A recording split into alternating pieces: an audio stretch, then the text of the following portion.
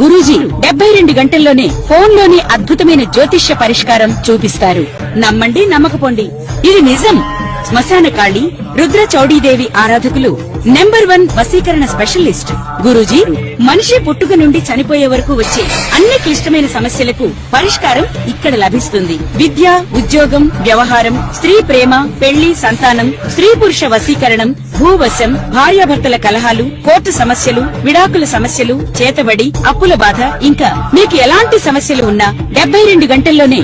ఓం గం గణపతియే నమః. ఓం నమః శివాయ. ఓం శ్రీ మాత్రే నమః. హయగ్రీవాయ నమః. అందరికీ నమస్కారం. పరాభవ నామ సంవత్సర శుభాకాంక్షలు అందరికీ, ప్రేక్షకుల మహాశయులకి. అయితే ఈరోజు మనము డిస్కస్ చేసుకునే టాపిక్ ఏంటంటే శని అస్తంగత్వం. అయితే ఈ అస్తంగత్వం అంటే ఏంటో చాలామందికి తెలియదు. అయితే ఏ గ్రహమైనా ఒక రాశిలో 30 డిగ్రీల వ్యాపకత్వంతో ఉంటుందన్నమాట. అది రవైనా సరే, 9 గ్రహాలు, మిగతా గ్రహాలైనా, అష్టగ్రహాలైనా కానీ 30 డిగ్రీల పరిమాణంతో కలిసి ఉంటుంది. అయితే ఏ గ్రహమైనా రవికి అతి సమీపంలో, దగ్గరలో వచ్చి ఆ వచ్చిన గ్రహం కనుక అతి సమీపంలో అంటే చాలా దగ్గరగా వచ్చేసేసి ఆ గ్రహం రవి నుంచి 10 డిగ్రీల లోపల అంటే ఉదాహరణకి రవి 20 డిగ్రీలలో ఉన్నట్టయితే దానికి సమీప గ్రహము 20 డిగ్రీల లోపల అని అంటే ఒక 15 డిగ్రీలు లేదా 22 డిగ్రీలు, అంటే అటు 20 డిగ్రీల నుంచి 30 డిగ్రీల లోపల అంటే 10 డిగ్రీలు వస్తుంది కదా. అలాగే 10 డిగ్రీల నుంచి 20 డిగ్రీల లోపల ఏదైనా గ్రహం, అంటే ఉదాహరణ తరఫున నేను చెప్తా ఉన్నాను, ఆ గ్రహం కనుక వచ్చినట్టయితే అది అస్తంగత్వం పొందినట్టుగా మనం జ్యోతిష్ శాస్త్రంలో పరిగణిస్తాం. అయితే ఇప్పుడు మనకి శని మీనరాశిలో సంచరిస్తుంది, ఆ సంగతి అందరికీ తెలిసిందే. అలాగే శనితో పాటు రవి అంటే సూర్యుడు కూడా సంచరిస్తున్నాడు. సో ఈ శని రవి సూర్యుడికి అతి సమీపంలో వచ్చింది. ఈ వచ్చిన ఈ దాన్ని మనం ఏమంటామంటే ఇంతకు ముందు చెప్పుకున్నాం కదా, 10 డిగ్రీల లోపల వచ్చినట్టయితే దాన్ని అస్తంగత్వం పొందుతుంది అని అంటాం. సో ఇప్పుడు శని రవి అతి సమీపంలో 10 డిగ్రీల లోపల మనకి రవి సంచారం శని పైన మీనరాశిలో జరుగుతుంది. అది ఏ సమయంలో ఉందంటే మార్చి 8వ తారీఖు నుంచి ఏప్రిల్ 22, 2026 దాకా ఈ సంగత్వం, ఈ రవి సంచారం అనేది జరుగుతూ ఉంది. సో దీనివల్ల ఏ రాశుల వారికి ఎలాంటి పరిణామం ఎదుర్కోగలుగుతారు, ఎలాంటి సంఘటనలు ఎదుర్కొంటారు, మనము ఒక్కొక్క రాశిగా మనం చూసుకున్నట్టయితే, ముఖ్యంగా ఒక గ్రహం అస్తంగత్వం పొందుతుంది అని అంటే దాని యొక్క కారకత్వాలు, అంటే దాని యొక్క ఫీచర్స్ అన్నీ దెబ్బతింటాయి. అంటే రవి, ఉదాహరణకి మనము ఒక బంతి పెట్టామనుకోండి, ఒక బంతి పెట్టి పెద్ద బంతి, దాని పక్కన ఒక చిన్న బంతి వచ్చింది అనుకోండి, ఈ బంతి నీడలో ఈ చిన్న బంతి కనిపిస్తుందా? కనిపించదు కదా.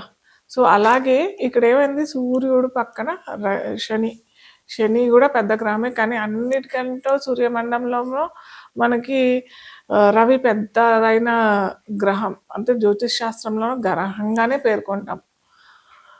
అయితే ఈ సూర్యుడు శనిని దగ్గరగా అతి సమీపంగా వచ్చి ఆ శని కారకత్వాలన్నిటినీ తనలోని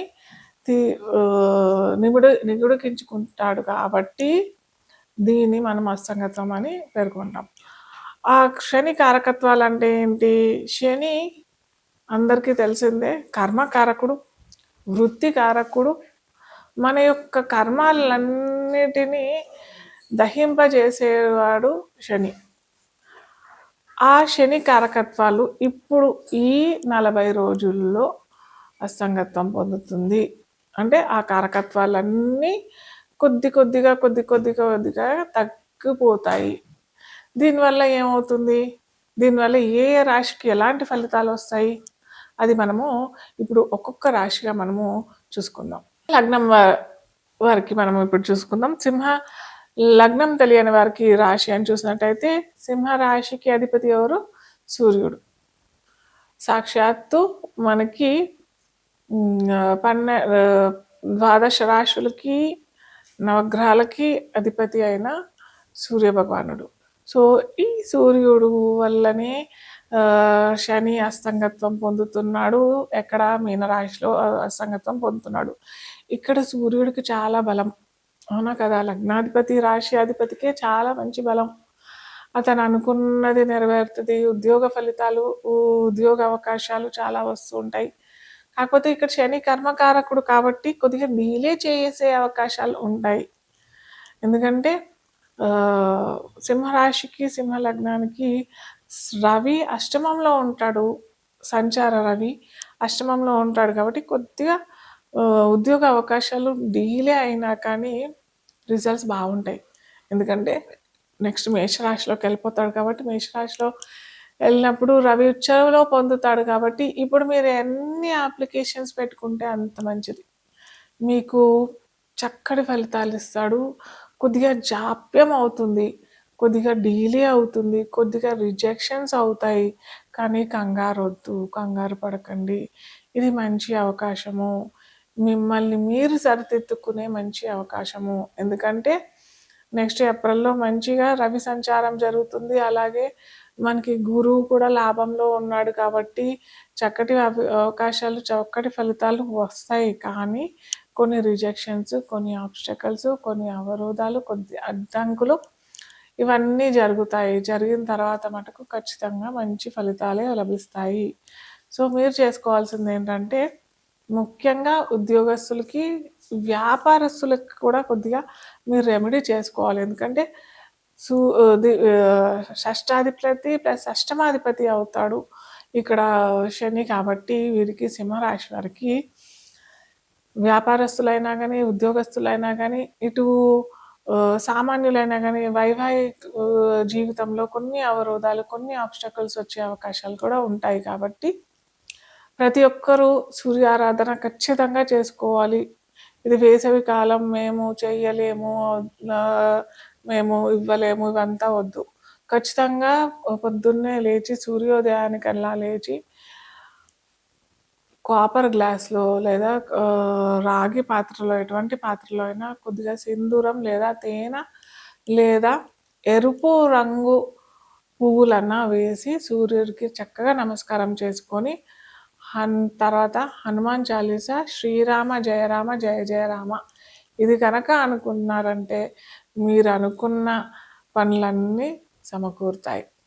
సో ఇప్పటి నుంచి నేను ప్రతిసారి లాస్ట్లో మీరు స్టార్టింగ్ నుంచి ఎండింగ్ దాకా చూసినట్టయితే నేను ఎండ్ ఆఫ్ ది ఈ ఎపిసోడ్లో ఒక చిన్న రెమెడీ, మీరు ప్రతి ఒక్కరు ఎవరైనా కానీ ఇది చేసుకోవచ్చు. స్విచ్ వర్డ్స్ అంటారు. ప్రతిసారి నేను స్విచ్ వర్డ్ అన్నా ఇవ్వడానికి ప్రయత్నం చేస్తాను, లేదా న్యూమరాలజీ ప్రకారం ఒక నంబర్ అయినా ఇవ్వడానికి ప్రయత్నం చేస్తాను. ఆ నంబర్ అన్నా, ఆ వర్డ్ అన్నా మీరు కనుక చేసినట్టయితే, ఇది వేదిక్ స్విచ్ వర్డ్, ఇది చేసినట్టయితే మీకు సత్ఫలితాలు అందరికీ లభిస్తాయి. ఇది విద్యార్థులైనా కానీ, గృహిణులైనా కానీ, వ్యాపారస్తులైనా కానీ, ఉద్యోగస్తులైనా కానీ ఎవరైనా చేసుకోవచ్చు. ఒక చిన్న వర్డ్ ఇది, కల్మషి. కల్మషి అనే ఈ వర్డ్ మీరు కనుక రోజు 200 సార్లు చదివినట్టయితే మీ కోరికలు తీరుతాయి. కోరికలు అనంటే ఏదో కామక్రోధ వాంఛలు ఇలాంటి కోరికలు కాకుండా సత్కోరికలు, మంచి కోరికలు, మా పిల్లలు ఉన్నతిగా రావాలి, లేదా నాకు వివాహం కావాలి, లేకపోతే నాకు ఉద్యోగం కావాలి. అలాగే కొంతమంది ఉద్యోగం ఏదో చిన్న ఉద్యోగం కాకుండా వారికి ఎంత ఉద్యోగంలో జీతం లభించాలో అంత కాకుండా ఎక్కువ ఆశిస్తుంటారు కూడా. అలాంటి వారికి కాకుండా సత్కోరికలు, మంచి కోరికలు, మీకు సరి అయిన కోరికలు, కామక్రోధ కోరికలు కాకుండా మీరు కనుక ఇది పఠించినట్టయితే ఖచ్చితంగా మంచి ఫలితాలు ఇస్తాయి. కల్మషి, మళ్ళీ చెప్తున్నాను, కల్మషి ఇది రోజు 200 సార్లు ఖచ్చితంగా నమ్మి చేయండి. ఖచ్చితంగా మంచి ఫలితాలు అవుతాయి మీకు.